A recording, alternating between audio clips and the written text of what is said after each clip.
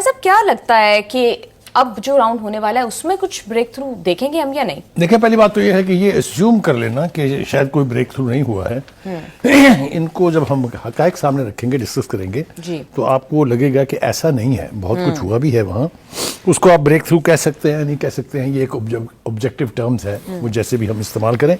تو ہم کوشش کریں گے کہ ایک ایسی کہانی کیا ہے جو حقائق ہیں وہ سامنے لے کے آئیں، جو ابھی تک نظر نہیں آ رہے ہیں لیکن ہوا وہاں سب کچھ یہی ہے.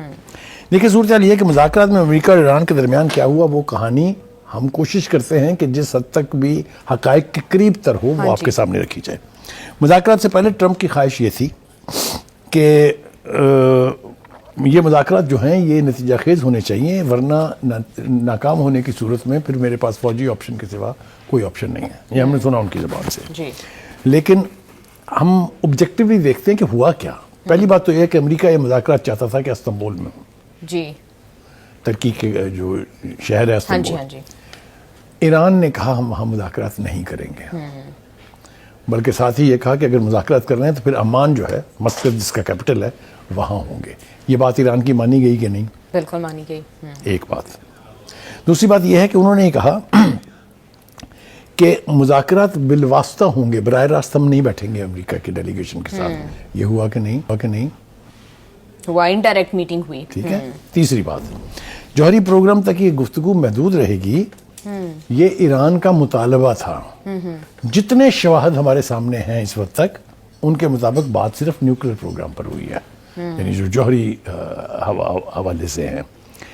اور چوتھی جو اہم بات ہے وہ یہ ہے کہ حماس، حزب اللہ، حوثی اور اس طرح کی جو دوسری تنظیمیں ہیں ان کی مدد سے اور ان کے ساتھ کوآپریٹ کرنے سے یہ خواہش تھی امریکہ کی اور اسرائیل کی کہ ایران جو ہے وہ بیک فٹ پہ چلا جائے، ان کی امداد چھوڑ دے. چھوڑی؟ کوئی بات مانی انہوں نے اس کی؟ تو اگر آپ آبجیکٹیولی دیکھیں تو اس مذاکرات میں ہوا بہت کچھ ہے. دیکھنا یہ ہے کہ فرنٹ فٹ پہ کون گیا ہے اور بیک فٹ پہ کون گیا ہے. تو اگر ہم اس اعتبار سے ان کو پرکھیں مذاکرات کو، تو الجزیرہ کی رپورٹ کا میں حوالہ دینا چاہوں گا جو میرے پاس پوری یہ پڑی ہوئی ہے. اس میں انہوں نے کہا کہ رپورٹر سے اور خاص طور سے رائٹر سے بات چیت کرتے ہوئے ٹرمپ نے کہا کہ یہ تو بڑے یوزفل مذاکرات تھے. اور انہوں نے ساتھ ہی یہ کہا کہ ایران کو نیوکلیر پروگرام پر، یعنی اپنا جو جوہری پروگرام ہے اس کے اوپر ہماری بات ماننی پڑے گی. لیکن اس کے علاوہ نہ انہوں نے میزائل پروگرام کی بات کی، نہ انہوں نے پراکسیز کی بات کی، نہ انہوں نے دیگر جو سارے مطالبات ہیں اس کی بات کی. تو صرف فوکس تھے Trump while talking to the reporters کہ نیوکلیر کے حوالے سے بات چیت ہوئی ہے اور آگے بھی بڑی ہے. اگلی جو مذاکرات ہوں گے اس کے اندر اب دیکھیں گے کہ بات کس طرف جاتی ہے. ایک بات آگے چلیے، ابھی ختم نہیں ہوئی ہے. دوسری بات یہ کہ ٹرمپ نے یہ بھی دھمکی دی تھی کہ اگر مذاکرات ناکام ہوئے، آگے نہ بڑھے، تو میرے پاس ملٹری آپشن کے سوا کوئی راستہ نہیں ہے. تو بات چیت ہم توقع کرتے ہیں، ہم دعاگو بھی ہیں کہ اگلے ہفتے کسی نہ کسی نتیجے پر پہنچیں. لیکن ایک بات ناظرین کی کنزمپشن کے لیے ہم ضرور کہیں گے کہ اگلے ہفتے بھی بات صرف نیوکلیر پروگرام پر ہوگی. ان باقی 3 شرائط پر نہیں ہوگی، شرائط جو پری کنڈیشن جس کو ہم کہہ سکتے ہیں، نہ ہی تو میزائل پروگرام پر، نہ ہی یورینیم کی افزودگی یکسر ختم کرنے پر، اور نہ ہی سو کالڈ پراکسیز جن کو وہ کہتے ہیں ان کی امداد ترک کرنے پر. اس کا ابھی کوئی حوالہ ہمارے پاس نہیں ہے. دیکھیں جی، مذاکرات کو آپ نے بالکل ٹھیک کہا کہ دونوں ہی طرفین کہہ رہے ہیں. ٹرمپ نے کہا ہے بہت اچھی رہی، ایران نے کہا ہے مثبت رہی ہے. تو مطلب کہنے کا یہ ہے، اصل بات یہ ہے اس سیناریو میں ٹرمپ بری طرح پھنس گئے ہیں. کیوں؟ اگر وہ اسرائیل کی بات مانتے ہیں کہ جی میزائل پروگرام پر اگر بات نہ ہوئی تو میں تو حملہ کر دوں گا ایران پہ، یہ دھمکی آپ نے سن لی ہے نا. اب حملے کی صورت میں کیا ہوگا؟ مریں گے کون؟ امریکی فوجی. اور تو نقصان کس کا ہوگا؟ میزائلوں کے ہٹ پر، جو کہ ایران کی حکومت اور ایران کی لیڈرشپ کہہ چکی ہے ہمارے نشانے پر ہیں اور ہماری انگلیاں ٹریگرز پر ہیں. ایک دوسری بات یہ ہے کہ پورے اس خطے کی جو مسلم لیڈرشپ ہے وہ ہاتھ باندھ کے کھڑی ہے ٹرمپ کے آگے کہ خدا کے واسطے جنگ نہ کرنا. کیوں؟ کیونکہ ایران واضح کر چکا ہے if I am attacked I will hit all those bases which are in at least 19 Middle East countries. تو اب آپ دیکھیے کیا وہ کہتے ہیں ٹرائنگل کیا بن رہی ہے. ट्रायंगल ये बन रही है कि एक तरफ इसराइल धमकियां दे रहा है कि मैं बराह रास्त अटैक कर दूंगा अगर हमारी ये मिसाइल प्रोग्राम तर्क ना किया, उधर इत्तेहादी कह रहे हैं खुदा के वास्ते में ट्रंप साहब ये हमला शमला ना करना, हम मारे जाएंगे। ये है वो सिनारियो जिसके अंदर अगले हफ्ते मुज़ाकरात होने हैं। ट्रंप को एक फेस सेविंग चाहिए वापस लेके जाने के लिए, अपनी ये पूरी फौजी कुव्वत जिसको लेके वो आदम के हैं वहां पर जी। दूसरी हमारी इतलात जो है वो ये है कि ईरान इस मामले में अकेला नहीं है। ईरान के साथ रूस और चाइना बहुत स्ट्रॉन्ग तरीके से खड़े हैं और उन्होंने भी ये मैसेजेस कन्वे कर दिए हैं कि अगर ईरान के ऊपर हमला करता है अमेरिका तो हमारे लिए चुप करके बैठना मुमकिन नहीं होगा। जी, न्यूट्रल नहीं रहेंगे। एक और तीसरा फैक्टर जिसकी हम बात ही नहीं कर रहे हैं वो है शुमाली कोरिया, नॉर्थ कोरिया, जिसके वो जो नौजवान लीडर हैं जिन्होंने कहा था कि अगर अमेरिका ने ईरान पर हमला किया तो मैं एटमी हथियारों के साथ अमेरिका को टारगेट करूंगा। वो हम भूल जाते हैं हर दफ़ा ना हल्के से। उसके बारे में ये अमेरिका को, उसके इत्तेहादियों को, नेटो को बहुत अच्छी तरह से पता है कि वो जो कहें वो कर गुजरते हैं। यही वजह तो थी ना कि जो नॉर्थ कोरिया की जीरो लैंड है उसके ऊपर ट्रंप साहब गुफ्तगू करने पहुंच गए थे, उसके साथ याद होना चाहिए ना हमें, वो इमेजेस हमने देखे हुए हैं। तो कहने का मतलब ये है कि ईरान आइसोलेटेड नहीं है। एक तो जो लोग ये गलती करते हैं कि ईरान आइसोलेटेड है, ईरान आइसोलेटेड नहीं है। ठीक है जी। बुखारी साहब, जिस तरह से हम देख रहे हैं कि ट्रंप, आपकी ही बात, जिस तरह से आपका शुरू से स्टांस ये था कि डोनाल्ड ट्रंप इसमें एक फेस सेविंग ढूंढेंगे, तो अब आपने बिल्कुल ठीक कहा कि फर्स्ट राउंड के बाद डोनाल्ड ट्रंप की जो गुफ्तगू थी वो सिर्फ न्यूक्लियर प्रोग्राम से ओरिएंटेड थी, तो एक स्टांस की तब्दीली हमने देखी है। तो बुखारी साहब, क्या ईरान तो पहले से ही कह चुका है कि वो न्यूक्लियर बॉम्ब नहीं बनाएगा या न्यूक्लियर प्रोग्राम पर बातचीत हो सकती है, तो Trump will use it as a face saving and then बात खत्म? नहीं, मेरे ख्याल से ऐसा नहीं होगा। इससे आगे बढ़नी चाहिए बातचीत बढ़ेगी। देखिए, ईरान ने यूरेनियम अफसूदगी को यकसर खत्म करने से कोरा इनकार कर दिया है मस्कत में, और ये कहा है कि हम इसकी परसेंटेज पे बात कर सकते हैं, हम इसको कम से कम कर सकते हैं, लेकिन अफसूदगी का हमें कोई दूसरा मुल्क हुक्म नहीं दे सकता कि हम इसको खत्म कर दें, क्योंकि ये हमारा हक है। ये बात उन्होंने कैटेगोरिकली मस्कत में बता दी है अमेरिकन प्रेसिडेंट को भी और उनके वफद को भी। ठीक है जी। दूसरी तरफ जनाब, वो ये कहते हैं कि ये जो हमें डराया जा रहा है ना कि खत्ते में अमरीकी कुव्वत जो है वो मौजूद है, वो कहते हैं ये हम डरने वरने वाली कौम कोई नहीं है, तो हमें इससे कोई खतरा जो है वो महसूस नहीं हो रहा। और अगर ट्रंप ताकत की ज़बान में बात करेंगे तो उससे ज़्यादा ताकत की ज़बान में जवाब दिया जाएगा। अब आप मुझे ये बताइए कि एक मुल्क जो चारों तरफ से दुश्मनों से घिरा हुआ है, अगर उसकी लीडरशिप इतना टफ स्टैंड ले रही है तो उसकी कोई वजह तो रही होगी ना। बिल्कुल। तो ये अस्यूम कर लेना कि ईरान हवा में बातें कर रहा है, ये ठीक नहीं है। जी बुखारी साहब, आप बिल्कुल ठीक कह रहे हैं। प्रोग्राम में वापस आएंगे एक ब्रेक के बाद, हमारे साथ रहिएगा।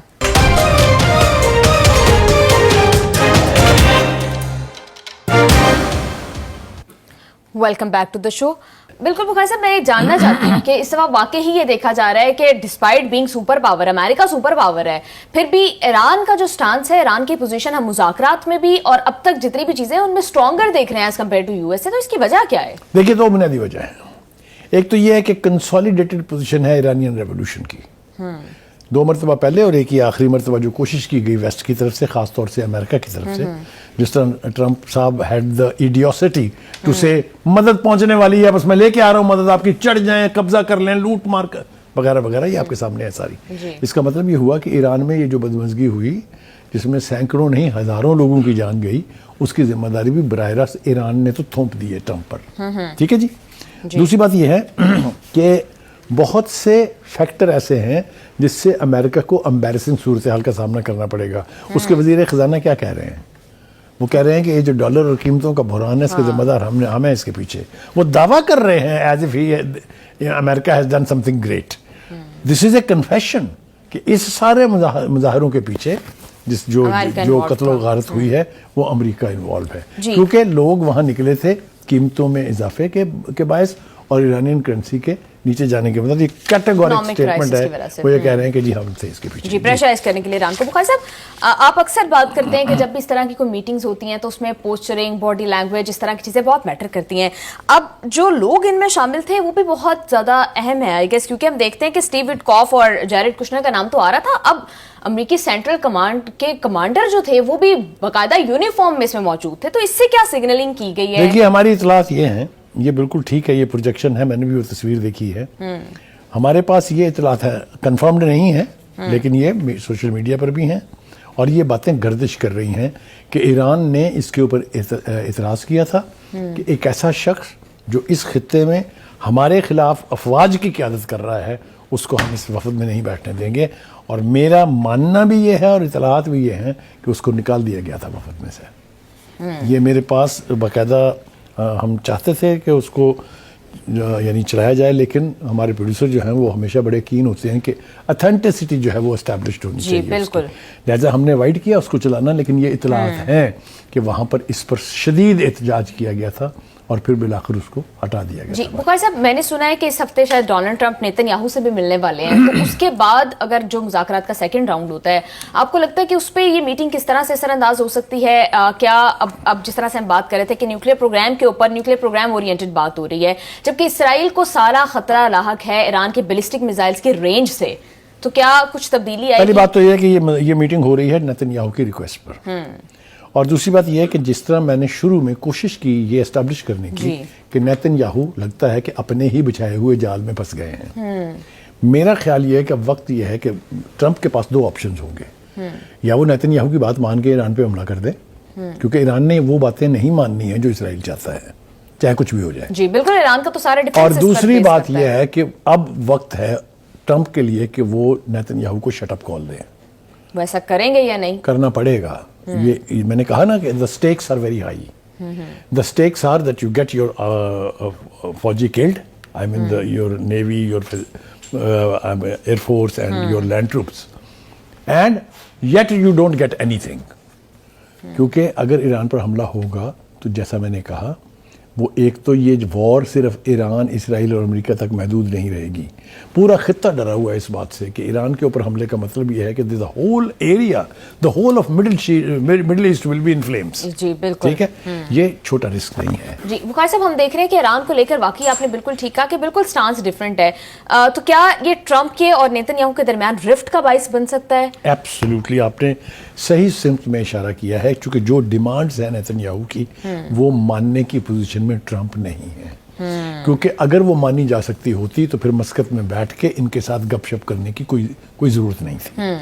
اچھا، آپ نے ایک سوال پوچھا تھا بیچ میں کہ یہ ایران جو ہے یہ اتنا بڑھ چڑھ کے جو بول رہا ہے اس کی وجہ کیا ہے؟ بالکل سوری، ہمارے سامنے ایرانین سپریم لیڈر کا ایک سٹیٹمنٹ ہے، وہ یہ کہتے ہیں کہ قومی طاقت کا تعلق میزائل یا طیاروں سے نہیں ہوتا، اس کا تعلق قوم کی قوت ارادی سے ہے۔ بالکل، ایک تو یہ ہے، دشمن مایوس ہونے تک ایرانی قوم کو ہراساں کرنا بند نہیں کریں گے۔ ایرانی قوم 11 فروری کو اسلامی انقلاب کی جس طرح سے سالگرہ منائے گی، اس سے پوری دنیا پر یہ واضح ہو جائے گا کہ ایران کی لیڈرشپ کو عوام کی کس حد تک سپورٹ آ سکتا ہے۔ بالکل بخاری صاحب، جس آپ کو لگتا ہے کہ مذاکرات کے فرسٹ راؤنڈ میں ایک فاؤنڈیشن جو ہے وہ ڈل چکی ہے، اب سیکنڈ راؤنڈ میں اس کے اوپر کوئی فردر جو ہے ہم کچھ دیکھیں گے، یا پھر یہ لاسٹ ٹائم کی طرح 5-6 دور ہوں گے اور پھر یہ وہ صورتحال نہیں ہے، کیونکہ وہ جو دور ہو رہے تھے تب امریکہ جو ہے اپنی پوری قوت کے ساتھ مڈل ایسٹ میں نہیں تھا۔ ہائی سٹیکس ہیں when you are in a state of war۔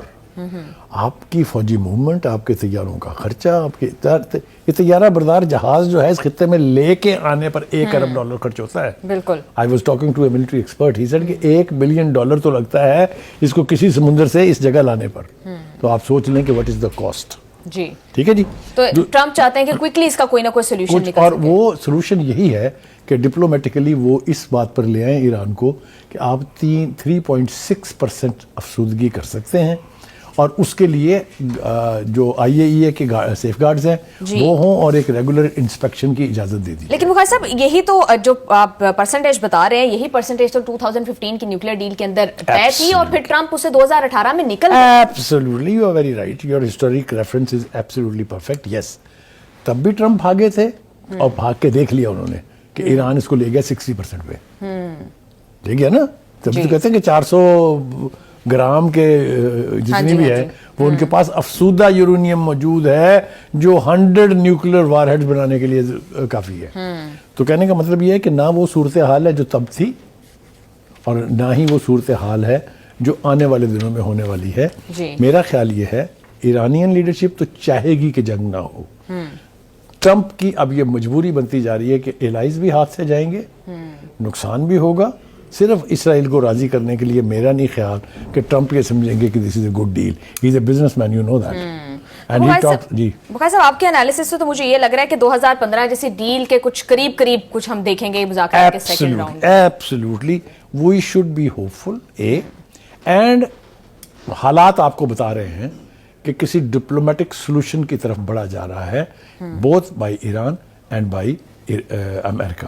لیکن سب سے زیادہ تکلیف اس میں جو ہے وہ ہے نیتن یاہو کو, اور اس کی تکلیف سمجھ میں آنے والی بات ہے, کیونکہ اس کو یہ پتا ہے کہ اگر جنگ لگ گئی تو اسی تے گئے.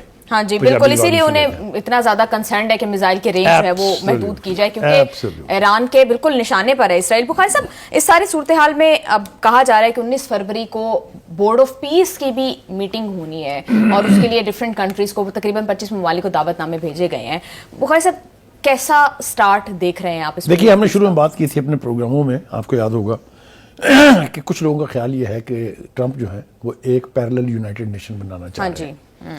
پہلی بات تو یہ ہے کہ majority of European countries have refuse to sign on that and refuse to take the membership of that board. آپ کے سامنے ہے جی 25 ملکوں میں تو کافی سارے تو مسلمان اور عرب ملک ہیں نا, تو باقی کتنے ہے پورا یورپ, باقی ریسٹ آف دا ورلڈ کہاں ہے؟ تو کہنے کا مطلب یہ ہے کہ ان کی یہ خواہش ہو سکتی ہے لیکن اس کو پذیرائی نہیں ملی ہے. تو پیس آف بورڈ کیا کرے گا کیا نہیں کرے گا ابھی یہ پتہ چلے گا جب ہمارے پرائم منسٹر جو ہیں, اس میں توقع ہے کہ وہ جائیں گے, پہلی مرتبہ جب حصہ لیں گے. اس میں بہت ساری باتیں ایسی ہوں گی جو پاکستان ہے کہ نہیں کر سکتا ہے, اس کے اوپر سوالیہ نشان اٹھے. جی بالکل, ہم ایک حد سے آگے فلسطین کے لوگوں کی خاطر, ایرانین لوگوں کی خاطر اپنی حد کراس نہیں کریں گے. یہ ہماری لیڈرشپ نے امریکنز کو بتا دیا ہوا ہے.